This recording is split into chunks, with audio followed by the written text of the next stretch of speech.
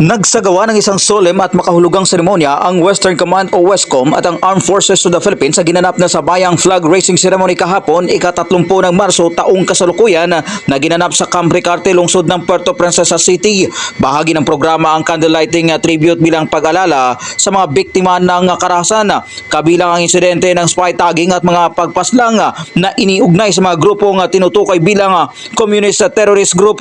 Pinangunahan ni Commodore Charles Merrick E. Villanueva, Acting Commander ng WESCOM, ang pagbasa ng mensahe ng Chief of Staff ng AFP na nagbigay din sa kahalagahan ng pagkakaisa, pananagutan at matibay na paninindigan sa sandatahang lakas sa pagwataguyod ng karapatang pantao at rule of law. Kasunod nito ay sinagawa ang candlelighting ceremony sa panguna ni Villanueva at Colonel Eliezer P. Valdez Jr., Acting Chief of United Command Staff ng WESCOM, kung saan binahagi ang mensahe ng pag-asa, katotohanan at katarungan para sa mga biktima at kanilang mga pamilya.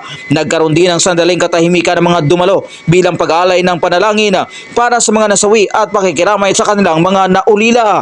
Sa pagtatapos ng seremonya, muling nanawagan ng WESCOM ng mas pinaigting na pagbabantay at sama-samang pagkilos ng lahat ng sektor upang mapanatili ang katarungan, maprotektahan ang dignidad ng bawat tao at maisulong ang tunay na pangmatagalang kapayapaan. Sherwin Leonardo, Basta Radio, ibandera mo.